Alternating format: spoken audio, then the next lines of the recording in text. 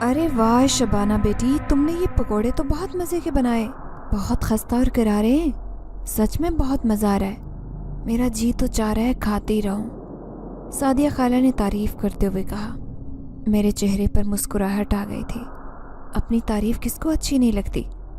امی بھی سعدیہ خالہ کے منہ سے تعریف سن کر خوش ہو رہی تھی۔ بس دعا دو کہ اللہ تعالیٰ میری بیٹی کے نصیب اچھے کر دے۔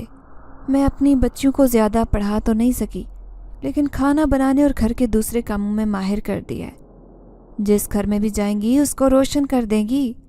امی نے خالہ کی طرف دیکھتے ہوئے کہا، میں اچھی طرح سے جانتی ہوں کہ تمہاری بیٹیاں بہت سگڑ ہیں۔ اللہ تعالیٰ ان کے نصیب بھی اچھے کرے، تم بس دعا کیا کرو۔ خالہ سعدیہ نے میری طرف دیکھتے ہوئے کہا، کل میرے سسر کی برسی ہے، ایسا کرو تم مجھے پکوڑے بنا دینا، کل سب رشتہ داروں کا کھانا ہمارے گھر میں ہے، تمہارے مزیدار پکوڑے کھا کر سب بہت تعریف کریں گے۔ یہ سن کر مجھے بہت خوشی ہوئی۔ آپ مجھے بتا دیں کہ آپ کو کتنے پکوڑے چاہیے، کیا وزن ہونا چاہیے، میں آپ کو بنا دوں گی۔ خالہ کی طرف دیکھتے ہوئے میں نے کہا، یہ میں تمہیں کل صبح بتا دوں گی کہ تم نے ہمارے لیے کتنے بنانے ہیں۔ اپنی جگہ سے اٹھتے ہوئے خالہ نے کہا، اتنی جلدی کہاں جا رہی ہو؟ کچھ ہی دیر تو ہوئی ہے تمہیں آئے ہوئے، ابھی کچھ دیر اور بیٹھ جاؤ۔ اماں نے ایک اچھے میزبان کے فرائض ادا کرتے ہوئے کہا، نہیں اب اور نہیں بیٹھ سکتی، گھر میں بہت کام ہے۔ بس میں آپ کو یہ کہنے کے لیے آئی تھی کہ کل مجھے گھر میں ہی کھانا بنانا ہوگا اور آپ بھی میری مدد کے لیے آ جائیے گا۔ مدد طلب نظروں سے اماں کی طرف دیکھتے ہوئے خالہ نے کہا، ارے یہ بھی کوئی کہنے کی بات ہے، میں کیوں نہیں آؤں گی؟ تم ہماری ہمسائی ہو، ہمسائیوں کا ایک دوسرے پر اتنا حق تو بنتا ہے۔ اماں نے مسکراتے ہوئے کہا اور پھر خالہ کو چھوڑنے کے لیے دروازے تک ان کے ساتھ گئی۔ کل تم نے بہت اچھے پکوڑے بنانے ہیں تاکہ اس کے بعد تمہیں زیادہ آرڈر ملنا شروع ہو جائیں اور تم گھر میں پکوڑے بنانے کا کاروبار شروع کر لو، اس طرح تم بہت جلد امیر ہو جاؤ گی۔ نازیہ نے سعدیہ خالہ کے جانے کے بعد مزاحیہ انداز سے کہا، تم بالکل ٹھیک کہہ رہی ہو، یہ میرے کاروبار کی ابتدا ہے اور تم دیکھنا کہ تمہارے کہنے کے مطابق میں کتنی جلد امیر ہونے والی ہوں۔ اس کے مذاق پر انتہائی سنجیدگی سے میں نے جواب دیا۔ نازیہ اور سمرہ دونوں تو ہنسنے لگی۔ ارے میری بہن ابھی سے ہواؤں میں اڑنا مت شروع کر، تم نے پکوڑوں کا کاروبار کرنا ہے، کوئی گاڑیوں کا شو روم نہیں بنانا، اس لیے زیادہ امیر ہونے کے خواب مت دیکھو۔ اب کی بار سمیرہ نے مجھے سمجھاتے ہوئے کہا، نہیں میں نے تو خواب دیکھنے اور بہت اونچے دیکھنے، کیونکہ مجھ سے نادیہ نے کہا تھا کہ میں امیر ہو جاؤں گی، اس لیے اب میں نے غریب نہیں رہنا۔ ایک ادا سے بالوں کو جھٹکتے ہوئے میں نے کہا اور ہم تینوں قہقہ لگا کر ہنسنے لگی۔ اسی وقت اماں واپس آ گئی اور ہم تینوں کو اونچی آواز سے ہنستے دیکھ کر انتہائی غصے سے ہماری طرف دیکھنے لگی۔ میں تو وہاں سے کھسک گئی تھی۔ اب ہمیں اماں سے ڈانٹ پڑنے والی تھی اور پھر وہی ہوا، اماں نے سمیرہ اور نادیہ کو خوب ڈانٹا۔ وہ دونوں سر جھکائے ڈانٹ سنتی رہی۔ صبح معمول کے مطابق اپنے گھر کے کام کر رہی تھی میں، جب سعدیہ خالہ آ گئی اور مجھے پکوڑے بنانے کے لیے کہا۔ ان کا آرڈر کافی بڑا تھا، اس سے پہلے میں نے اتنے زیادہ پکوڑے نہیں بنائے تھے، لیکن اماں نے مجھے حوصلہ دیا اور سمجھایا کہ مجھے ہمت سے کام لینا چاہیے، یہ کوئی مشکل کام نہیں ہے۔ اماں کے سمجھانے پر مجھے کچھ سمجھ آ گئی تھی۔ ہمارا کچن بہت چھوٹا سا تھا، اسی لیے میں نے کچن میں پکوڑے بنانے کی بجائے صحن میں لگے درخت کے نیچے چولہا رکھ لیا اور کام میں مصروف ہو گئی۔ سمیرہ بھی میری مدد کر رہی تھی۔ میں نے کوشش کی کہ پکوڑے بہت مزیدار بنا سکوں۔ امی تو پہلے ہی سعدیہ خالہ کے گھر پر موجود تھی، ان کے کھانا بنانے میں مدد کر رہی تھی۔ دعا کے بعد امی گھر واپس آئی تو بہت خوش دکھائی دے رہی تھی، کیونکہ میرے ہاتھوں کے بنائے ہوئے پکوڑے سب کو بہت پسند آئے تھے۔ سبھی اس کی تعریف کر رہے تھے۔ اپنی تعریف سن کر مجھے بہت خوشی ہو رہی تھی۔ پھر یہ سلسلہ چل نکلا، ہر روز ہی مجھے پکوڑے بنانے کے آرڈر ملنے لگے۔ پچھلے سال ابا ٹی بی کی بیماری میں مبتلا ہو کر اس دنیا سے رخصت ہو چکے تھے، اور ان کے جانے کے بعد ہمارے لیے سب سے بڑا مسئلہ گھر کا خرچہ چلانا تھا۔ اماں نے ہم تینوں بہنوں میں سے کسی کو بھی گھر سے باہر کام کرنے کی اجازت نہیں دے رکھی تھی۔ ہماری تعلیم بھی بالکل واجبی سی تھی، کسی اسکول میں بھی نوکری نہیں مل سکتی تھی۔ ایسے میں گھر کے حالات بہت خراب ہو گئے تھے۔ اماں نے محلے کی خواتین کے کپڑے سلائی کرنا شروع کر دیے، جس سے گھر کا نظام چل رہا تھا، لیکن اس مہنگائی میں ضروریات زندگی کا پورا ہونا بہت مشکل تھا۔ جب سے میں نے گھر کے اندر ہی پکوڑے بنانے کا کام شروع کیا تھا، حالات کچھ بہتر ہونا شروع ہو گئے تھے۔ بہت محنت کرنا پڑتی تھی، لیکن میں محنت سے گھبرانے والی نہیں تھی۔ پھر نادی اور سمیرہ بھی میرا ساتھ دے دیتی۔ محلے میں یا خاندان میں کبھی کسی جاننے والے کے گھر میں کوئی چھوٹا فنکشن ہوتا تو وہ مجھ سے پکوڑے ضرور بنواتے۔ شبانہ پکوڑے والی کے نام سے میں کافی مشہور ہو چکی تھی۔ اب تو میں نے 2 اسکول کی کینٹین میں بھی بات کر لی تھی۔ ہر روز میں نے پکوڑے بنانے تھے، یہ میرے لیے بہت خوشی کی بات تھی۔ کئی بار تو 2-2 3-3 دن گزر جاتے، میرے پاس کوئی آرڈر نہیں ہوتا تھا، لیکن کینٹین میں تو ہر روز ہی بنا کر دینے ہوتے تھے۔ میں نے کچن میں چولہا نہیں رکھا تھا، بلکہ باہر صحن میں درخت کے نیچے چولہا رکھا تھا، لیکن میں نہیں جانتی تھی کہ یہی میرے لیے مسئلہ بن جائے گا۔ آج آرڈر بھی تھا اور کینٹین کے لیے بھی پکوڑے بنانے تھے۔ صبح سے ہی میں کام میں مصروف ہو گئی تھی۔ جب میں نے پکوڑے بنا لیے اور اماں کو دیے، اماں ہی دینے کے لیے جایا کرتی تھی، میں خود کینٹین نہیں جاتی تھی۔ اسکول بھی ہم سے زیادہ دور نہیں تھا، اسی لیے اماں پیدل ہی چلی جایا کرتی تھی۔ میں بہت تھک گئی تھی، اس لیے کچھ آرام کے لیے لیٹ گئی۔ تھکاوٹ کا اثر تھا کہ مجھے جلد ہی نیند آ گئی۔ اچانک میں نے خواب میں دیکھا کہ جس درخت کے نیچے بیٹھ کر میں پکوڑے بناتی ہوں، وہاں ایک آدمی کھڑا ہے۔ وہ عجیب سا آدمی جسے میں بالکل بھی نہیں جانتی تھی۔ اسے دیکھ کر میں ڈر گئی، کیونکہ اس کی شکل بہت خوفناک تھی۔ یہاں تک کہ اس کے ہاتھ اور پاؤں انسان کی طرح نہیں، بلکہ کسی بڑی سی چھپکلی کے ہاتھ پاؤں لگ رہے تھے۔ وہ ڈراؤنی شکل کا آدمی اتنا خوفناک تھا کہ اسے دیکھ کر میں چیخنے لگی۔ اس آدمی نے مجھے ہاتھ کے اشارے سے چیخنے سے روکا اور انتہائی غصے سے کہا، تم ہمارے گھر کو آگ لگا رہی ہو؟ ہم یہ برداشت نہیں کریں گے۔ بہتر یہ ہے کہ اپنا چولہا یہاں سے اٹھاؤ اور کہیں اور رکھ لو۔ ہمارے بچے بہت ڈرتے ہیں، یہ سب تمہاری وجہ سے ہو رہا ہے۔ میں چیخنے کی کوشش کر رہی تھی اور ہاتھ پاؤں مار رہی تھی۔ اسی وقت نادیہ کمرے میں داخل ہوئی۔ میری حالت دیکھ کر وہ کچھ پریشان ہو گئی، میرے قریب آ کر مجھے جھنجھوڑ کر جگانے لگی۔ میں جلدی سے اٹھ کر بیٹھ گئی۔ جب میں اٹھ کر بیٹھی تو ادھر ادھر دیکھنے لگی۔ میں نے شکر ادا کیا کہ میں کمرے میں تھے، باہر درخت کے نیچے نہیں تھے، لیکن جو خواب میں نے دیکھا تھا وہ میرے ذہن میں موجود تھا۔ خواب دیکھنے کے بعد میں بہت زیادہ خوفزدہ ہو گئی تھی۔ میں نہیں جانتی تھی کہ میں نے کن کے بچوں کو منع کیا ہے اور ڈرا کر رکھا ہوا ہے۔ کچھ دیر تک میں خواب کی وجہ سے پریشان رہی، لیکن پھر میں بھول گئی، کیونکہ خواب تو اکثر بھول جاتے ہیں۔ یہی تو میری غلطی ثابت ہوئی، مجھے خواب بھولنا نہیں چاہیے تھا۔ اماں کو موسمی بخار نے گھیر لیا تھا۔ پچھلے چند روز سے وہ زیادہ تر اپنے کمرے میں ہی رہتی، کیونکہ ان کی صحت بالکل بھی ٹھیک نہیں تھی۔ قریبی ڈاکٹر سے دوا بھی لی، لیکن صحت ٹھیک نہیں ہوئی۔ میں درخت کے نیچے پکوڑے بنانے میں مصروف تھی۔ سمیرہ اور نادیہ بھی گھر کے کام کاج کر رہی تھی۔ امی کو واش روم جانا تھا۔ شدید بخار میں وہ کسی کی مدد کے بغیر ہی اٹھ کر چل پڑی اور صحن میں گر گئی۔ ہم نہیں جانتی تھی کہ ایک اور نئی مصیبت ہمارا انتظار کر رہی ہے۔ امی بہت زور سے صحن میں گری اور بے ہوش ہو گئی۔ جلدی سے محلے کے ایک نوجوان قاسم کی مدد سے میں انہیں ہاسپٹل لے گئی۔ سمیرہ اور نادیہ گھر پر ہی تھی۔ ہاسپٹل میں اماں کے مختلف طرح کے ٹیسٹ کروائے گئے اور پتہ چلا کہ ان کی ایک ٹانگ ٹوٹ گئی ہے۔ یہ خبر سن کر مجھے بہت تکلیف ہوئی۔ میں چاہتی تھی کہ اماں ہمیشہ صحت مند رہیں۔ گھر میں کھانے کے لیے کچھ بھی نہیں تھا، بہت غربت تھی، لیکن ایک بات کی تسلی تھی کہ ہم میں سے کسی کو کوئی ایسی بیماری نہیں تھی جو پریشانی کا باعث بنتی۔ لیکن اب اماں کی ٹانگ ٹوٹنے کی خبر ہم تینوں بہنوں کے لیے دکھ کا باعث تھی۔ اماں جو چارپائی پر تھی، اب ہم دن رات ان کی خدمت کرتی۔ میں نے کام کرنا نہیں چھوڑا تھا، کیونکہ اب اماں تو کپڑے سلائی نہیں کر سکتی تھی۔ گھر کا سارا خرچ میرے کندھوں پر آ گیا۔ اماں کی بیماری اور گھر کا خرچ دونوں میرے لیے پورا کرنا ناممکن تھا، لیکن میں کوشش کر رہی تھی، ہمت نہیں پا رہی تھی۔ میں نے سمیرہ اور نادیہ دونوں کو سختی سے کہا کہ اماں کو 1 منٹ کے لیے بھی اکیلا نہیں چھوڑنا۔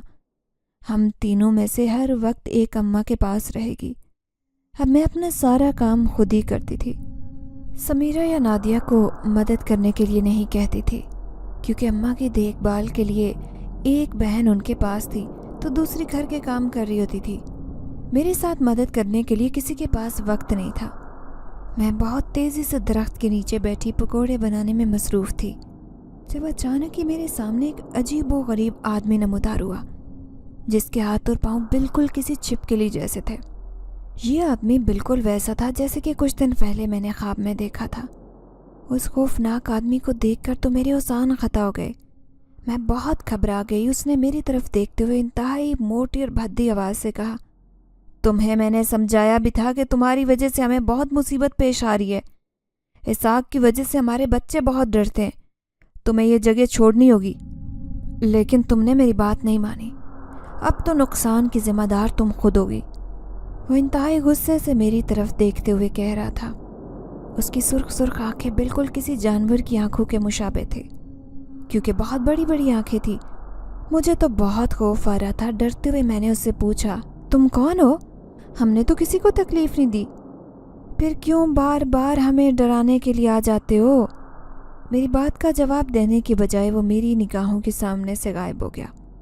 بہت دیر تک تو مجھے یقین ہی نہیں آ رہا تھا۔ اس کی بھدی اور عجیب سی آواز کانوں میں گونج رہی تھی۔ وہ میری نگاہوں کے سامنے سے غائب ہوا تو مجھے احساس ہوا کہ میرے سامنے یہ مخلوق انسان نہیں بلکہ کوئی اور مخلوق تھی۔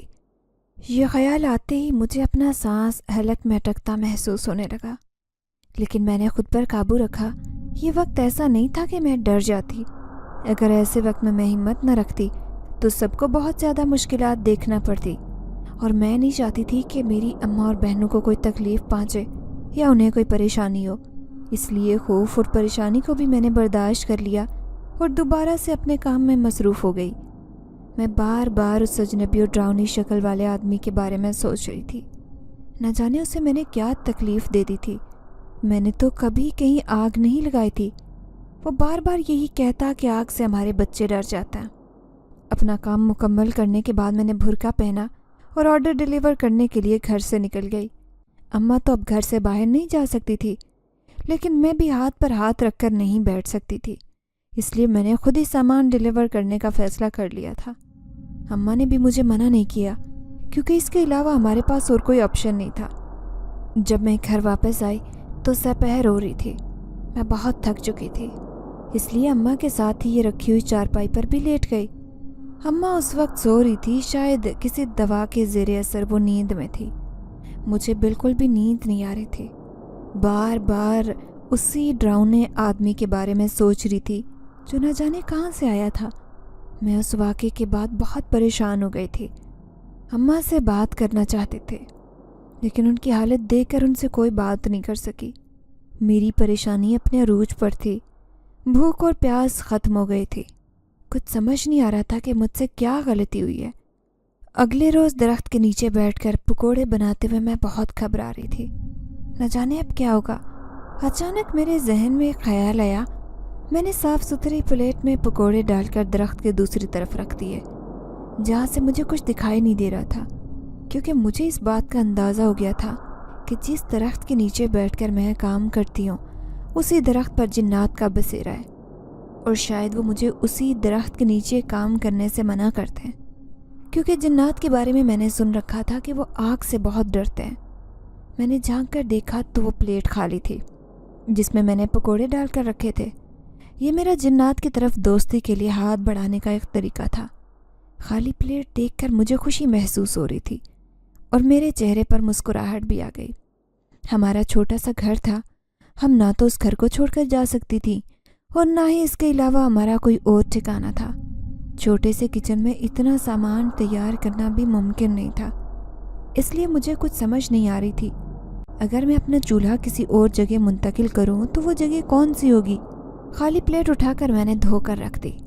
میں نے سوچ لیا تھا کہ ہفتے میں ایک روز آرام کے لیے بھی رکھوں گی، کیونکہ مسلسل پورا ہفتہ کام کرنے کی وجہ سے میں بہت زیادہ تھک جاتی تھی، اور اب اکثر مجھے ایسے محسوس ہوتا کہ تھکاوٹ کی وجہ سے مجھے بخار ہو رہا ہے۔ اس لیے میں نے چھٹی کا دن منتخب کیا، کیونکہ جن اسکول کی کینٹینز میں سامان پہنچاتی تھی وہاں بھی اتوار کے دن چھٹی ہوتی تھی۔ اس لیے میں نے فیصلہ کیا کہ اتوار کے روز میں کوئی بھی آرڈر نہیں لوں گی۔ اتوار کا دن تھا اور میں بہت پرسکون تھی، کیونکہ آج کے دن کے لیے کوئی آرڈر نہیں لیا گیا تھا۔ وقت مقررہ پر میں اٹھ گئی، سمیرہ اور نادیہ کے ساتھ مل کر گھر کے کام کاج کرنے لگی۔ اماں کی صحت اب پہلے سے کافی بہتر تھی۔ लेकिन वो अभी भी बिस्तर से उठकर चल नहीं सकती थी और सहारे के बगैर भी नहीं चल सकती थी। सादिया खाला अक्सर अम्मी की इयादत के लिए हमारे घर आती। आज भी एक अजनबी खातून उनके साथ आ गई और मुझसे कहा कि ये खातून तुमसे मिलना चाहती है। वो औरत मेरे लिए अजनबी थी, लेकिन अम्मा उसे अच्छी तरह से जानते थे। किसी दूसरे मोहल्ले से आई थी। उसके बेटे की सालगिरह थी और इस मौके पर वो मुझसे पकोड़े बनवाना चाहती थी। मेरा जी चाह रहा था कि इनकार कर दूं, क्योंकि आज के दिन मैं आराम करना चाहती थी, लेकिन उस औरत के इसरार पर मुझे उसकी बात माननी पड़ी और वो कुछ पैसे एडवांस देकर गई। उसके जाने के बाद एक बार फिर से मैं काम में मसरूफ़ हो गई। मैं जब भी पकोड़े बनाती तो प्लेट में डालकर दरख्त की दूसरी तरफ रख देती। अपने बिल्कुल करीब से किसी के कदमों की आवाज़ सुनाई दी। मेरा ख्याल था कि समरा या नादिया होंगी, लेकिन वो दोनों तो कमरे में थी। अपना वहम समझते हुए दोबारा काम में मसरूफ़ हो गई। अचानक मुझे अपने पीछे किसी की मौजूदगी का एहसास हुआ। मैं जल्दी से पीछे मुड़कर देखने लगी तो हैरत से मेरी आंखें फटी की फटी रह गई, क्योंकि एक नौजवान खड़ा था और मेरी तरफ देखकर मुस्कुरा रहा था। उसे देखकर मुझे भी हैरत हो रही थी। मेरे कुछ पूछने से पहले ही वो जल्दी से बोल उठा, आज तुमने बहुत देर कर दी, अभी तक पकोड़े नहीं रखे। जबकि मैं इंतज़ार कर रहा था तुम मज़ेदार पकोड़े बनाती हो। अब मैं हर रोज़ यहाँ पर बैठता हूँ और तुम्हारे हाथ के पकोड़े खाता हूँ। उसकी बात सुनकर मैं चौंक गई। मुझे ये समझने में देर न लगी कि वो इंसान नहीं बल्कि कोई जिनजात है और हर रोज़ पकोड़े खाता है। मैंने उसकी तरफ देखकर संजीदगी से जवाब दिया, आज छुट्टी का दिन था, इसीलिए मैंने पकोड़े नहीं बनाए थे, लेकिन फिर एक ऑर्डर आ गया है तो अब मैं बना रही हूँ। जैसे ही पकोड़े तैयार होते हैं मैं प्लेट में डालकर रख दूँगी। अच्छा, मैं तो ये समझ रहा था कि शायद तुम भूल गई हो, इसलिए तुम्हें याद करवाने के लिए आया था। अब मुझे तुम्हारे हाथ के पकोड़े खाने की आदत पड़ गई है, वो मुस्कुराते हुए कह रहा था। उसकी बात सुनकर मेरे चेहरे पर भी हंसी आ गई, लेकिन मैं दिल से बहुत खौफजदा थी, क्योंकि मुझे पूरा यकीन था कि ये इंसान नहीं है बल्कि इंसान के रूप में जिन्नाती मखलूक है। मैंने उसकी तरफ देखते हुए कहा, अभी तुम यहाँ से चले जाओ, जैसे ही पकोड़े बनते मैं प्लेट में डालकर रख दूँगी। अगर तुम्हें किसी ने हमारे घर में देख लिया तो हम सब के लिए मसला बन जाएगा। इस घर में कोई मर्द नहीं है, लेकिन फिर भी अल्लाह का जितना शुक्र अदा करें कम है, क्योंकि ये पुराना मोहल्ला है और हम बरसों से इसी मोहल्ले में आबाद हैं। इसीलिए हम औरतों को किसी भी किस्म के मसले का सामना नहीं करना पड़ा, क्योंकि पूरा मोहल्ला ही बहुत नेक और शरीफ लोगों से भरा पड़ा है। लेकिन अगर किसी ने तुम्हें मेरे इतने करीब खड़े देख लिया, न जाने हमारे बारे में फिर क्या बातें सुनने को मिलेंगी। मैंने उसे तफसील से समझाते हुए कहा। उससे बात करते हुए मुझे डर लग रहा था। मेरी बात सुनकर वो मुस्कुराने लगा और हंसते हुए कहा, तुम मुझे पकोड़े दे दो, उसके बाद मैं चला जाऊंगा। उसने लापरवाह अंदाज से कहा। मुझे उस पर गुस्सा आ गया। मैंने कुछ सख्त लहजे से कहा, तुम्हें मेरी बात समझ क्यों नहीं आ रही? जब तक पकोड़े नहीं तैयार होते मैं तुम्हें कैसे दे दूं? तुम्हें गुस्सा आ गया, लेकिन इसमें गुस्सा करने वाली कोई बात नहीं थी। मैं तो तुम्हारी तारीफ कर रहा था, तुम्हें खुश होना चाहिए। मेरे गुस्से को भी खातिर में ना लाते हुए उसने इंतहाई नरम लहजे से कहा। अजीब ढीठ इंसान था, किसी बात का असर ही नहीं हो रहा था। मैंने उसके चेहरे की तरफ देखते हुए कहा, तुम मुझे पैसे नहीं दे रहे। जिन्होंने ऑर्डर दिया है कीमत भी वही अदा कर रहे हैं, लेकिन ऐसी बात नहीं है कि मैं तुम्हें खाने के लिए नहीं दूंगी। लेकिन तुम बिल्कुल किसी छोटे बच्चे की तरह जिद कर रहे हो, मामले की नज़ाकत को समझने की कोशिश नहीं कर रहे हो। मैं जानता हूँ कि तुम्हें कीमत अदा की गई है, इसीलिए तुम ये काम कर रही हो। कि अगर मैं तुम्हें कुछ रकम दे दूँ तो तुम मुझे मेरी पसंद के मुताबिक पकोड़े बना दोगी? सवालिया लहजे में उसने पूछा तो मैंने इकरार में सर हिला दिया। हाँ, क्यों नहीं, जब तुमने कहा है तो तुम्हें भी बना कर दूंगी। लेकिन इस वक्त मुझे काम करने दो, पहले बहुत देर हो चुकी है। उससे जान छुड़ाने वाले अंदाज में मैंने कहा। वो भी अब भी वहीं खड़ा था। मुझे बहुत फिक्र हो रही थी कि अगर उसे कोई हमारे घर देख लेगा तो शायद क़यामत आ जाती, पूरे मोहल्ले में ये बात फैल जाती। लेकिन उसे मेरी बात समझ ही नहीं आ रही थी। मैंने सबसे पहले उसे प्लेट में पकोड़े डाल कर दिए, जिन्हें वो तेज़ी से खाने लगा। गरम गरम पकोड़े भी उसने आराम से खा लिए थे। मैं हैरत से देख रही थी। गरम पकोड़ों को हाथ लगाना भी मुश्किल था, लेकिन उसने खा लिए थे। जाने से पहले उसने प्लेट को ज़मीन पर उल्टा करके रख दिया اور میرا شکریہ ادا کرتے ہوئے نگاہوں کے سامنے سے غائب ہو گیا۔ اس کے جانے کے بعد میں نے شکر ادا کیا اور تیزی سے کام کرنے لگی۔ وہ میری نگاہوں کے سامنے سے غائب ہوا تھا، جس کے بعد تو کسی کو شک کی گنجائش نہیں رہی کہ وہ انسان نہیں ہے۔ کام کرنے کے دوران میں بس اس جن ذات کے بارے میں ہی سوچ رہی تھی۔ میرا شک یقین میں بدل گیا کہ ہمارے گھر میں لگے درخت پر جنات بستے ہیں۔ مجھے سمجھ نہیں آ رہی تھی کہ کیا کرنا چاہیے۔ ابھی سامان پیک کر رہی تھی کہ جس نے آرڈر دیا تھا وہ عورت آ گئی۔ اس نے سامان لیا اور پیمنٹ بھی کر دی۔ اس کے جانے کے بعد میں برتن سمیٹنے لگی تو مجھے جن ذات جس نے پلیٹ کو الٹا کر کے رکھا تھا وہ دکھائی دیا۔ میں نے جب اسے اٹھا کر دیکھا تو حیرت سے میری آنکھیں پھٹی کی پھٹی رہ گئی، کیونکہ پلیٹ خالی نہیں تھی بلکہ اس میں اچھی خاصی رقم پڑی ہوئی تھی۔ مجھے اپنی آنکھوں پر یقین نہیں آ رہا تھا، لیکن رقم میرے ہاتھ میں تھی، میں اس حقیقت کو جھٹلا نہیں سکتی تھی۔ برتن سمیٹ کر میں خاموشی سے اندر آ گئی اور وہ رقم سنبھال کر رکھ دی۔ میں نے سوچ لیا تھا کہ جب وہ دوبارہ میرے سامنے آیا تو میں یہ رقم اسے واپس کر دوں گی۔ اتنی بڑی رقم دیکھ کر میرا دل بھی بے ایمان ہو رہا تھا۔ جی چاہ رہا تھا کہ ان پیسوں سے اماں کے لیے بہت سارا کھانے کا سامان لے آؤں، لیکن پھر میں نے اپنے خیال کو جھٹک دیا اور فیصلہ کر لیا کہ میں اس جن زادے کو واپس کر دوں گی۔ اب میں مطمئن ہو گئی تھی۔ شام کو میں کچن میں گئی اور کام میں مصروف ہو گئی۔ اچانک ہی میرے سامنے ایک بار پھر سے وہ ڈراؤنی شکل والا انتہائی خوفناک قسم کا آدمی نمودار ہوا، لیکن میں جانتی تھی کہ وہ انسان نہیں ہے اور دکھنے میں صرف انسانوں جیسا لگتا ہے۔ اس کے 2 ہاتھ اور ٹانگیں اور چہرہ انسانوں سے مشابہت رکھتا تھا، لیکن اس کے ہاتھوں کی انگلیاں اور پاؤں کی انگلیاں دیکھ کر ایک ایسا احساس ہوتا تھا کہ یہ انسانی ہاتھ نہیں بلکہ چھپکلی کے ہاتھ پاؤں ہیں۔ اس کی شکل بھی بالکل چھپکلی جیسی عجیب و ڈراؤنی تھی۔ اسے دیکھ کر خوف سے میں تھر تھر کانپنے لگی، لیکن میں نے خود پر قابو رکھا ہوا تھا۔ تم نے میری بات نہیں مانی۔ میں تم سے بار بار کہہ رہا ہوں کہ تم اس درخت کے نیچے اپنا سامان اٹھا لو وہاں سے۔ تم نے اب تک میری بات نہیں مانی۔ اگر ایسا ہی رہا تو پھر مجھے خود ہی کچھ کرنا پڑے گا۔ وہ مجھے دھمکی دے رہا تھا۔ میں نے اس کی طرف دیکھتے ہوئے انتہائی بے بسی سے کہا، تم خود ہی بتاؤ کہ مجھے کیا کرنا چاہیے۔ سامان اٹھا کر کہاں چلی جاؤں؟ گھر میں اس کے علاوہ کوئی اور جگہ ہے تو تم ہی مجھے بتا دو۔ مجھے کوئی دلچسپی نہیں کہ تمہارے گھر میں جگہ ہے یا نہیں، لیکن تمہاری وجہ سے ہمارے گھر میں مسئلہ بنا ہوا ہے۔ بہتر ہے کہ میری بات کو سمجھ لو۔ میرے بچے تمہیں دیکھ کر ڈر جاتے ہیں اور آگ کو دیکھ کر سہم کر ایک کونے میں بیٹھ جاتے ہیں۔ میں اپنے بچوں کی پریشانی ایسے نہیں دیکھ سکتا۔ تم تو یہ جانتے ہو کہ یہ میرا گھر ہے۔ میں اپنے گھر میں اپنی مرضی سے رہنا چاہتی ہوں۔ اگر تمہیں کوئی مسئلہ ہے تو تم یہاں سے جا سکتے ہو، تم میری طرح مجبور نہیں ہو، میں نے اسے سمجھاتے ہوئے کہا۔ میری بات سن کر اس کے چہرے پر انتہائی غصے کے اثرات دکھائی دینے لگے۔ اس کی بڑی بڑی سرخ آنکھوں میں مزید غصہ دکھائی دینے لگا۔ مجھے لگتا ہے کہ تمہیں ایسی کوئی بات سمجھ نہیں آئے گی، مجھے دوسرا طریقہ ہی اختیار کرنا پڑے گا۔ یہ کہہ کر اس نے اپنا ہاتھ زور سے گھمایا تو مجھے ایسے لگا جیسے ایک دم سے طوفان آ گیا ہو۔ کچن کی تمام چیزیں حرکت کرنے لگی تھی اور پھر دیکھتے ہی دیکھتے الماریوں میں سے سب کچھ نکل کر باہر گرنے لگا۔ مجھے ایسے محسوس ہوا کہ زلزلہ آ گیا ہے، کیونکہ میرے لیے کھڑا رہنا مشکل ہو گیا تھا۔ میرے قدم زمین پر ڈگمگا رہے تھے اور شور کی آواز سن کر سمیرہ اور نادیہ بھی آ گئی۔ سامنے کا منظر دیکھ کر دونوں پریشان ہو گئی۔ وہ خوفناک آدمی غائب ہو چکا تھا، لیکن کچن کی حالت دیکھنے والی تھی۔ برتن ٹوٹ کر بکھر چکے تھے، سب اشیاء ادھر ادھر گری پڑی تھی۔ میں اس قدر خوفزدہ ہو گئی کہ میرے قدم زمین پر جم گئے۔ ایک قدم اٹھانا میرے لیے مشکل ہو رہا تھا۔ نادیہ نے مجھے سہارا دیا اور کمرے میں لائی۔ اماں بھی بستر پر بیٹھی جھانک کر دیکھنے کی کوشش کر رہی تھی۔ خوف کی وجہ سے تو میری بولتی بند ہو گئی، سمجھ نہیں آ رہا تھا کہ کیا کہوں۔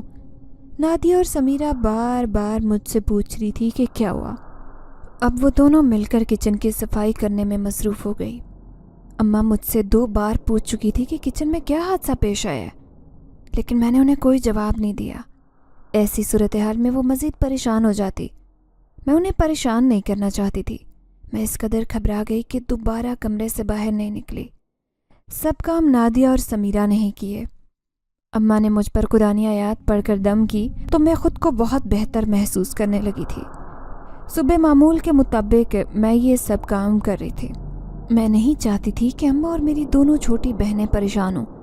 اس مہنگائی کے دور میں جو آرڈر ملتے تھے میں ان سے بھی ہاتھ نہیں دھونا چاہتی تھی، اسی لیے سب کچھ بھلا کر ایک بار پھر سے کام میں مصروف ہو گئی۔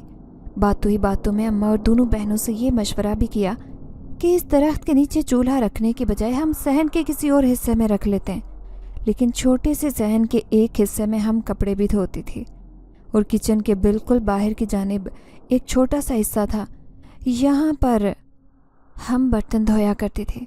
इसके अलावा तो सहन बहुत छोटा था। अगर मैं किसी जगह पर चूल्हा रख लेती तो फिर कदमों के चलने की जगह भी ना बचती। समीरा और नादिया दोनों ने मेरी इस बात से इत्तेफाक नहीं किया, लेकिन अम्मा ने मुझसे कहा कि तुम्हें जैसे आसानी हो वैसे कर लो। मुझे तो जैसे आसानी थी मैं वो कर रही थी, लेकिन इस ड्राउनी शक्ल वाले जिनको मसला था, मैंने पकोड़े बनाना शुरू कर दिए और एक प्लेट में डालकर दरख्त के करीब ही रख दी। आज जानबूझकर मैंने प्लेट को अपने सामने रखा था ताकि वो खूबसूरत जिन ज़्यादा पकोड़े खाने के लिए आए तो मैं उसकी रकम वापस लौटा दूँ। मैं अपने काम में मसरूफ़ थी जब मैंने देखा कि प्लेट में से पकोड़े कम हो रहे, लेकिन कौन खा रहा था ये दिखाई नहीं दे रहा था। अगर आज से पहले मैंने कभी ये मंजर देखा होता तो शायद खौफ के मारे बेहोश हो चुकी होती, लेकिन मैं जान चुकी थी कि मेरा वास्ता जिन्नात के साथ पड़ा है, इसलिए मेरा दिल कुछ मजबूत हो गया था। चंद लम्हों में ही सारी प्लेट खाली हो गई। खाली प्लेट की तरफ देखते हुए मैंने हंसकर कहा, इतनी जल्दी सारे पकोड़े खा लिए? ठंडे होने का इंतज़ार भी नहीं किया, इतने गर्म पकोड़े कैसे खा लेते हो? वो मुझे दिखाई नहीं दे रहा था, लेकिन मैंने अंदाजे से उसकी तरफ देखते हुए कहा और चंद लम्हों बाद ही वो मुझे दिखाई देने लगा। कल की तरह आज भी साफ़ सुथरे लिबास में मलबूस बहुत हसीन दिखाई दे रहा था। मुझे ठंडे पकोड़े बिल्कुल पसंद नहीं है, इसीलिए गरम गरम खा लेता हूँ, मेरे सामने नमूदार होते उसने जवाब दिया। मैंने जल्दी से अपने करीब रखी हुई वो रकम उठाकर उसकी तरफ बढ़ा दी। तुम अपनी ये रकम वापस ले लो, मैंने तुम्हें इतने ज़्यादा पकोड़े नहीं दिए थे कि तुमने इतनी बड़ी रकम मुझे दे दी, मुझे इसकी ज़रूरत नहीं है। उसने मेरे बड़े हुए हाथ की तरफ देखा और इनकार में गर्दन हिलाते हुए कहा, मैं एक बार जो चीज़ किसी को दे दूँ वो कभी वापस नहीं लेता, और मैं ये पकोड़ों की कीमत के तौर पर नहीं दे रहा था बल्कि तुम्हारी मदद के ख्याल से दी है। मैं जानता हूँ कि तुम्हारी माँ बिस्तर पर पड़ी है, उसे अच्छी खुराक और इलाज की ज़रूरत है, तुम मेहनत करती हो, लेकिन तुम्हारी आमदन ज़रूरियात से बहुत कम है, इसलिए मेरी मदद कबूल कर लो, तुम्हारे बहुत सारे मसले हल हो जाएंगे। मेरी तरफ देखते हुए इंतहाई संजीदगी से कह रहा था। उसकी बात सुनकर मैं चौंक गई। तुम इस रकम से एक छोटी सी झोंपड़ी बना लो और उसी में सब सामान रखा करो, तुम्हारे लिए आसानी हो जाएगी। बकाया रकम से अपनी माँ का इलाज करवाओ, उसने मुझे मशवरा देते हुए कहा। उसकी बात सुनकर मुझे लगा कि वो ठीक कह रहा है, लेकिन अचानक मुझे वो जिन याद आ गया जो मुझे हर रोज़ डराने और धमकाने के लिए आ जाता। तुम अपना नाम मुझे बता दो ताकि मैं तुम्हें तुम्हारे नाम से पुकार सकूं, सामने बैठे जिनजात से मैंने पूछा। मेरा नाम रामेश है, उसने मुस्कुराकर जवाब दिया। तुम अच्छा मशवरा दे रही हो, लेकिन मैं परेशान हूँ क्योंकि दरख्त पर रहने वाला जिन बहुत जालिम और ख़तरनाक है। वो बार बार कहता है कि मैं इस दरख्त के नीचे से चूल्हा हटा दूँ, क्योंकि इस दरख्त पर उसके बच्चे भी रहते हैं जो आग से बहुत डरते हैं। अब तुम खुद ही बताओ कि मैं क्या करूँ? इसके अलावा कोई जगह ऐसी नहीं जहाँ मैं छोटा सा कमरा या झोंपड़ी बना लूँ। मेरी बात सुनकर वह हैरान हुआ और हैरत से पूछा, वो कौन है जो तुम्हें तंग कर रहा है? मुझे उसके बारे में बताओ, मैं खुद ही उससे पूछ लूँगा। अपने बच्चों को संभाल कर रखे, अगर वो बच्चों की हिफाजत करे तो बच्चों को कोई नुकसान नहीं पहुँचेगा। मैं नहीं जानती वो कौन है, क्योंकि वो खुद ही मेरे सामने आता है। उसने मुझे बहुत डराया था, मेरे किचन का सारा सामान तोड़ दिया। मैंने इंतहाई बेबसी से कहा। कल का वाक़या सुनकर रामिस गुस्से में आ गया। मैं खुद ही से देख लूँगा, आज के बाद वो आया तो तुम मुझे बुला लेना, मैं उससे बात करूँगा। रामिस मुझे तसल्ली देते हुए कहने लगा और कुछ देर इधर उधर की बातें करता रहा, फिर मेरी निगाहों के सामने से गायब हो गया। वो अपनी रकम वापस लेकर नहीं गया था, बल्कि सारी मुझे दे गया था। मुझे समझ नहीं आ रही थी कि क्या करूं। ज़िंदगी में पहली बार इतनी बड़ी रकम देखकर तेज़ी से काम करने लगी। सब सामान पैक किया और मतलूबा मुकामात पर डिलीवर करने चली गई। घर वापस आई तो थक चुकी थी, लेकिन जाने से पहले वो रकम संभाल दी थी कि कुछ आराम करने के बाद मैंने समीरा को साथ लिया और हम दोनों बाज़ार आकर कुछ खाने का सामान ले जाएंगी। लेकिन हमारे किचन का बेड़ा गर्क हो गया था, सामान बिखरा था, खाने पीने वाली एशिया भी तबाह बर्बाद थी। अब घर में खाने के लिए कुछ नहीं था। दिल ही दिल में रामेश नामी जिनजादे को दुआएं देती। हम दोनों ने घर की बहुत सारी ज़रूरी एशिया ख़रीदी। नादिया ये देखकर हैरान हो गई कि मेरे पास इतने पैसे कहाँ से आए। उसे तसल्ली देने के लिए मैंने कह दिया कि ये मैंने संभाल कर रखे थे। अम्मा के लिए फ्रूट भी लिया। रात का जाने कौन सा पहर था कि मेरी आँख खुल गई। मुझे ऐसे महसूस हुआ कि जैसे किसी ने मेरी चारपाई को ज़ोर से झंझोड़ा हो। मैं जल्दी से उठकर बैठ गई और इधर उधर देखने लगी। कोई भी मुझे दिखाई नहीं दे रहा था। मैंने खुद को तसल्ली दी कि शायद मेरा ख्वाब था और दोबारा सोने के लिए लेट गई। एक बार फिर किसी ने ज़ोर से चारपाई को हरकत दी तो मैं उठकर बैठ गई। ये देखकर हैरत ज़दा रह गई कि रामेश बिल्कुल मेरे सामने खड़ा था और चारपाई को तेज़ी से हरकत दे रहा था। उसकी इस हरकत पर मुझे शदीद गुस्सा आया, लेकिन उस वक्त मैं उसे कुछ नहीं कह सकती थी। वो मेरी तरफ देखकर मुस्कुरा रहा था। उसे देखकर मुझे बड़ी हैरत हुई और इंतहाई धीमी और सख्त लहजे में उससे पूछा कि वो यहाँ क्यों आया है। जिस पर वो मुस्कुराने लगा और इंतहाई धीमे से लहजे में उसने जवाब दिया कि मैं तुमसे कुछ बातें करना चाहता हूँ, इसलिए तुम्हारे पास आया हूँ। उसका जवाब सुनकर मुझे बहुत हैरत हुई। आधी रात का वक्त था, उसे न जाने मुझसे क्या बात करनी थी। ना चाहते हुए भी मैं उठकर कमरे से बाहर आ गई, क्योंकि अम्मा, नादिया और समीरा सो रही थी। मैं नहीं चाहती थी कि उनकी नींद में खलल पड़े। रामेश को देखकर वो पूछे कि ये कौन है। हम बाहर सहन में आए। मैंने अपने लिए किचन में रखी एक छोटी सी कुर्सी उठा लाई, जबकि वो बिल्कुल मेरे सामने खड़ा था। अब बताओ क्या बात करनी थी? रामेश के चेहरे की तरफ देखते हुए मैंने संजीदगी से पूछा। मेरी बात का जवाब देने की बजाय वो गौर से मेरे चेहरे की तरफ देखने लगा। मुझे उसकी इस हरकत पर बहुत हैरत हुई। अब तुम खामोश क्यों हो? जवाब क्यों नहीं दे रहे? उसकी नज़रों से उलझन महसूस करते हुए मैंने सख्त लहजे से कहा। मेरे सख्त लहजे को महसूस करते उसने अपनी नज़रें हटा ली और ज़मीन पर देखने लगा, लेकिन अब खामोश था, कोई जवाब नहीं दे रहा था। मैं मुंतज़िर थी कि मुझे बताए कि क्या बात करना चाहता है। उसने सर उठाकर मेरी तरफ देखा और संजीदगी से कहा, मैं जानता हूँ कि हम दोनों अलग मखलूक हैं, लेकिन अब मेरे ऊपर इख्तियार नहीं रहा। जब से तुम्हें देखा है मेरा दिल मुसलसल तुम्हें सोच रहा है। मैंने ये फ़ैसला कर लिया है, तुम्हारी हर मुश्किल में मदद करूँगा, लेकिन तुम्हें भी मेरी एक बात माननी होगी। इंतहाई धीमे लहजे से कह रहा था। उसकी बात सुनकर मैं चौंक गई, लेकिन फिर भी मैंने उससे पूछा कि ऐसी कौन सी बात है जो मुझे मानना पड़ेगी। वो कुछ देर सोचता रहा, फिर तेज़ी से कहा, मैं तुमसे शादी करना चाहता हूँ। तुम्हें मेरे साथ शादी करनी होगी। इसके बदले में तुम्हें हमेशा महफूज रखूँगा। जो जिन्नात तुम्हें तंग रखते हैं उन्हें भी यहाँ से भगा दूँगा। रामेश की ख्वाहिश सुनकर तो मेरे 14 तबक रोशन हो गए। मैंने तो कभी ख्वाब में भी नहीं सोचा था कि किसी जिनज़ादे से शादी करना पड़ेगी। मुझे समझ नहीं आ रही थी कि क्या जवाब दूँ।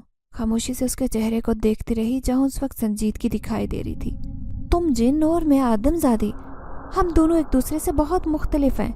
मुझे तुम्हारी मदद की कोई ज़रूरत नहीं। मैं अपनी ज़िंदगी में खुश हूँ, खुद को किसी मुसीबत में मुब्तला नहीं करना चाहती। इंतहाई नरम लहजे से इनकार करते हुए कहा। मेरा इनकार सुनकर वो मुस्कुराता रहा और मुस्कुराते हुए कहा, मैं जानता था तुम इनकार कर दोगी, लेकिन मेरी बात याद रखना, इस पूरी दुनिया में मुझसे बेहतर कोई शख्स नहीं मिल सकता। उसके बाद वो निगाहों से गायब हो गया। उसके जाने के बाद मैंने अपना सर पीट लिया। कभी ख्वाब में भी ऐसी सूरत हाल के बारे में नहीं सोचा था। मुझे समझ नहीं आ रही थी कि मैं क्या करूं। कुछ ही देर गुजरी कि एक बार फिर मेरे सामने वो खौफनाक शक्ल वाला जिन नमूदार हुआ। आज पहली बार वो रात के वक्त सामने आया। उसे देखकर मैं ऊंची आवाज़ में चीखने लगी। मेरी चीखों की आवाज़ सुनकर नादिया और समीरा भी आई। दोनों हाथ पकड़कर मुझे कमरे में ले गई। मेरी चीखों की आवाज़ सुनते ही जिन तो गायब हो चुका था, लेकिन मैं खौफ के ज़ेरे असर थी। अम्मा बार बार पूछ रही थी कि मैं कमरे से बाहर क्यों गई, लेकिन मैंने कोई जवाब नहीं दिया। खौफ से मेरा बदन कांप रहा था। अचानक से जहन में ख्याल आया कि शायद ये सब कुछ रामेश ने किया है। अभी मैंने उसे इनकार किया था कि थोड़ी देर बाद खौफनाक शक्ल वाला जिन सामने आ गया। क्या रामेश ये बताना चाहता है कि उसके बगैर मेरी ज़िंदगी मुश्किल है? मेरे जहन में सवालात आ रहे थे। मैं उन सवालात के जवाब जानना चाह रही थी, और ये तभी मुमकिन था जब कल मेरी रामेश से मुलाकात हो। अगले रोज़ बेचैनी से मैं रामेश का इंतज़ार करती रही, लेकिन वो नहीं आया। प्लेट में पकोड़े भी डाल रखे तो वो उसी तरह पड़े रहे, नहीं खाए गए, जिसका मतलब था कि वो नहीं आया। शायद वो नाराज़ हो गया था। मैं उसके बारे में देर तक सोचती रही। दिखने में वो बहुत हसीन और ख़ूबसूरत नौजवान था, लेकिन मैं उससे शादी नहीं कर सकती थी, क्योंकि मैं अपनी ज़िंदगी और अपनी दुनिया में मुतमईन थी। उसे इनकार करते हुए बहुत दुख हुआ। उसकी निगाहों में मुझे अपने लिए बहुत जज्बे दिखाई देते, जिनसे मैं जानबूझकर आंखें चुराती। रात को बिस्तर पर लेटते ही रामेश के बारे में सोचने लगी। मुझे नींद नहीं आ रही थी, और ये भी समझ नहीं आ रही थी कि मैं क्यों इतनी बेचैन हूँ। मुझे बेचैनी से रामेश का इंतज़ार था। अपनी कैफियत नहीं समझ पा रही थी। मैं खुद को सुलाने की कोशिश करने लगी। आंखें बंद किए न जाने कितनी देर गुजर चुकी थी, लेकिन मुझे नींद नहीं आई। कमरे में कदमों की आवाज़ सुनाई दी तो जल्दी से आंखें खोलकर देखा तो हैरत ज़दा रह गई। میرے سامنے پھر وہی انتہائی خوفناک جن کھڑا تھا۔ اسے دیکھ کر ایک بار مجھے سانس حلق میں اٹکتا محسوس ہوا۔ اسے دیکھتے ہی میرے حلق سے زوردار چیخ نکلی۔ نادیہ، سمیرہ اور اماں جاگ گئی، لیکن آج وہ خوفناک جن ہمارے سامنے کھڑا رہا۔ اس کی خوفناک شکل دیکھ کر اماں تو بے ہوش ہو گئی، یہاں تک کہ نادیہ اور سمیرہ بھی سوچنے لگی۔ وہ کچھ دیر ہمارے سامنے کھڑا رہا، پھر نگاہوں سے غائب ہو گیا۔ شاید وہ ہمیں ڈرانا چاہ رہا تھا، اس لیے ہم سب کے سامنے نمودار ہوا تھا۔ چیخوں کی آواز سن کر محلے دار گھر پہنچے۔ اس سے پہلے رامس کمرے میں نمودار ہوا۔ اسے دیکھ کر اماں اور نازیہ اور سمیرہ ڈر گئی، اور اس خوفناک شکل والے جن سے اس کی آپس میں لڑائی شروع ہو گئی۔ دونوں ایک دوسرے کو بری طرح سے مار پیٹ رہے تھے، یہاں تک کہ خوف کے مارے تینوں بے ہوش ہونے والی تھی۔ اماں کبھی آنکھیں بند کر کے دیوار سے ٹیک لگاتی، کبھی آنکھیں کھولتی۔ ان کی حالت بری ہو رہی تھی، جبکہ وہ دونوں ایک دوسرے کو نیچا دکھانے کے لیے مسلسل ایک دوسرے کو مار پیٹ رہے تھے۔ اچانک کمرے میں عجیب شکلوں کے کچھ اور لوگ نمودار ہوئے، جو دکھنے میں انسان تھے، لیکن ان کے ہاتھ پاؤں کسی چپکلی کی طرح تھے، جو آتے ہی رامس اور جن کو لڑنے سے روکنے کی کوشش کرنے لگے۔ آج تو ایسے لگ رہا تھا جیسے دونوں نے فیصلہ کر لیا ہو کہ ان میں سے ایک زندہ رہے گا۔ بہت مشکل سے دونوں کو ایک دوسرے سے الگ کیا، پھر وہ سب ہمارے نگاہوں کے سامنے سے غائب ہو گئے۔ یہ حیرت انگیز منظر دیکھ کر تو نادیہ ایک بار پھر چیخنے لگی۔ امی بھی گردن جھکائے بیٹھی تھی، انہیں سمجھ نہیں آ رہا تھا۔ میں نے اماں کو ساری بات بتائی، جسے سننے کے بعد اماں نے فیصلہ کیا کہ وہ جلد یہ گھر چھوڑ کر کہیں اور منتقل ہو جائیں گی۔ مجھے یہ فیصلہ پسند نہیں آیا، لیکن میں نے اقرار میں سر ہلا دیا۔ میں نہیں چاہتی تھی کہ میرے انکار کی وجہ سے وہ پریشان ہوں۔ صبح معمول کے مطابق میری آنکھ کھلی، لیکن رات بھر نیند نہیں آئی تھی۔ فکر مندی کی وجہ سے سر شدید درد کر رہا تھا۔ آج بھی رامس نہیں آیا۔ میں نے اس کے حصے کے پکوڑے پلیٹ میں رکھے اور چھوٹے چھوٹے ٹکڑوں میں تقسیم کر کے چھت پر رکھا تاکہ چڑیا یا کوے کھا لیں۔ مجھے جتنی بے چینی سے اس کا انتظار تھا وہ اتنا لاپرواہ تھا۔ سب گھر والے رات ہوتے ہی سو جاتے، لیکن مجھے نیند نہیں آتی۔ سارا دن گھر کے کام کرتی، بہت تھک جاتی، لیکن تھکاوٹ کے باوجود نیند نہیں آتی۔ اچانک مجھے قریب کسی کی موجودگی کا احساس ہوا۔ جلدی سے اٹھ کر دیکھا تو رامس سامنے موجود تھا، بالکل میرے قریب۔ وہ مجھے کہیں لے کر جانا چاہتا تھا، لیکن میں نے انکار کر دیا، کیونکہ میں رات کے وقت گھر سے باہر نہیں جاتی تھی، نہ ہی اس سلسلے میں کسی پر اعتبار تھا۔ رامس نے مجھے ہاتھ سے اشارہ کر کے کہا کہ کمرے سے باہر آؤ، اور خود دروازے سے نکل گیا۔ مجھے اس پر بہت غصہ آیا، نہ جانے کیوں میرے پاس آیا تھا۔ میں کمرے سے نکلی تو اس نے میرا ہاتھ تھاما اور آنکھیں بند کرنے کے لیے کہا۔ مجھے سمجھ نہیں آ رہی تھی کہ کیا کر رہا ہے۔ آنکھیں بند کرتی مجھے یوں محسوس ہوا جیسے میں ہوا میں اڑ رہی ہوں۔ میں خود کو ہوا میں اڑتا محسوس کر رہی تھی۔ کچھ ہی دیر بعد میں نے آنکھیں کھولی تو سب کچھ بدل چکا تھا۔ یہ وہ جگہ نہیں تھی جہاں کچھ دیر پہلے میں موجود تھی۔ میں ادھر ادھر پریشانی سے دیکھنے لگی۔ یہ حال نما کمرہ تھا جس میں تخت پڑا تھا۔ اس تخت پر ایک انتہائی پتلا، لمبا، عجیب شکل کا آدمی بیٹھا تھا۔ آس پاس کچھ اور لوگ بھی کھڑے تھے جنہیں میں پہچانتی نہیں تھی۔ صرف ایک شخص جسے میں پہچان سکتی تھی وہی جن تھا جو مجھے ڈرانے کے لیے آتا تھا۔ اسے دیکھ کر ایک بار پھر خوف محسوس ہونے لگا، لیکن رامس نے مجھے تسلی دی اور انتہائی دھیمی آواز سے کہا کہ وہ میرے ساتھ ہے۔ یہ وہ آدم زادی ہے جس سے ملنے یہ ہر روز جاتا ہے۔ آپ کو میری بات پر یقین نہیں تو اسی آدم زادی سے پوچھیں۔ خوفناک شکل والے جن نے تخت پر بیٹھے سردار جنات کے سامنے سر جھکا کر انتہائی ادب سے کہا۔ رامس نے سردار کی طرف دیکھتے ہوئے انتہائی غصے سے کہا، یہ جھوٹ بول رہا ہے، میں بالکل کسی آدم زادی سے ملنا نہیں چاہتا۔ میں تو ہر روز پکوڑے کھانے جاتا ہوں، اور یہ ظالم خودغرض جن اس آدم زادی کو تنگ کرنے کے بجائے اس کا ساتھ دیتا تو کتنی اچھی بات تھی۔ یہ اس معصوم کو بار بار یہی کہتا ہے کہ اپنا چولہا اور برتن اٹھا کر درخت کے نیچے سے کہیں اور چلی جائے، کیونکہ یہاں اس کے بچے آگ کی وجہ سے ڈر جاتے ہیں۔ انتہائی غصے سے اس جن کی طرف دیکھتے ہوئے رامس نے کہا۔ یہ بات سن کر سردار جنات نے غصے سے اس خوفناک جن کی طرف دیکھتے ہوئے کہا، تم نے کسی غریب آدم زادی کو تنگ کیا، اسے نقصان بھی پہنچایا، اس کے لیے تمہیں سخت سزا دی جائے گی۔ سردار کی بات سن کر خوفناک شکل والے جن نے سر جھکا لیا۔ سردار نے رامس اور دوسرے جن کو حکم دیا کہ وہ جلد اس علاقے کو چھوڑ دے، کیونکہ یہاں پر انہوں نے انسانوں کے ساتھ غلط حرکتیں کی ہیں جس کی انہیں سزا دی جا رہی ہے۔ میں نے سردار جن سے کہا کہ ہم بہت غریب اور مجبور ہیں، اس جگہ کو چھوڑ نہیں سکتے، اس لیے آپ سے درخواست کرتی ہوں کہ ہمارے گھر کے صحن میں لگے درخت پر جتنے جنات آباد ہیں انہیں جگہ چھوڑنے کا حکم دیا جائے، تاکہ کسی بھی جنات کی طرف سے ہمیں مشکل کا سامنا نہ کرنا پڑے۔ سردار جن میری طرف دیکھ کر مسکرا کر کہنے لگا، ہم معذرت خواہیں، ہمارے قبیلے کے جنات نے تمہیں تنگ کیا اور پریشان کیا، لیکن اب میں نے انہیں ایسی سزا دی ہے کہ ہمیشہ یاد رکھیں گے۔ انہیں وہ درخت چھوڑنا پڑے گا جہاں یہ آباد ہیں۔ اس کے علاوہ اس درخت پر کوئی بھی آباد ہے تو وہ بھی چھوڑ دے گا، کیونکہ جنات انسانوں سے الگ رہنا پسند کرتے ہیں۔ سردار جن کی بات سن کر مجھے بہت خوشی ہوئی اور میں نے ان کا بہت شکریہ ادا کیا۔ پھر سردار نے مجھے آنکھیں بند کرنے کے لیے کہا۔ میں نے آنکھیں بند کی اور کچھ دیر بعد کھولی تو میں اپنے کمرے میں اپنے بستر پر موجود تھی۔ جو کچھ بھی رونما ہوا تھا وہ بہت حیرت انگیز تھا۔ میں نے کبھی خواب میں بھی نہیں سوچا تھا کہ میں جنات کی عدالت میں پہنچ جاؤں گی، لیکن یہ سب کچھ میں جاگتی آنکھوں سے دیکھ رہی تھی، اس لیے حقیقت کو جھٹلا نہیں سکتی تھی۔ لیکن اب میں مطمئن ہو گئی تھی کہ میری جان جنات سے چھوٹ گئی ہے۔ رامس کے بارے میں سوچتے ہوئے میرا دل کچھ اداس ہو گیا تھا۔ میں خود بھی اس کی طرف مائل ہو چکی تھی، لیکن وہ مجھ سے ایک بالکل الگ مخلوق تھی۔ صبح سے میں بہت مطمئن تھی۔ جب میں درخت کے نیچے کام کرنے کے لیے پہنچی تو برتنوں میں ایک عجیب سا برتن دکھائی دیا۔ جب میں نے اس کو اٹھا کر دیکھا تو اس میں بہت سارے سونے کے زیورات پڑے تھے، جنہیں دیکھ کر میری آنکھیں حیرت سے کھلی کی کھلی رہ گئی۔ اور ایک پھول بھی رکھا تھا۔ جب میں نے پھول اٹھا کر دیکھا تو اس پر ایک چھوٹا سا نام لکھا دکھائی دیا، رامس۔ میری آنکھوں میں آنسو آ گئے۔ وہ جاتے ہوئے بھی میرے ساتھ بہت بڑی نیکی کر گیا تھا۔ اس کے بعد میری زندگی بدل گئی تھی۔ میں نے پھر اماں کو بھی سب کچھ سچ سچ بتا دیا تھا۔ اب کچھ بھی پہلے جیسا نہیں رہا تھا، لیکن میں رامس کو آج تک کبھی بھی بھلا نہیں سکی۔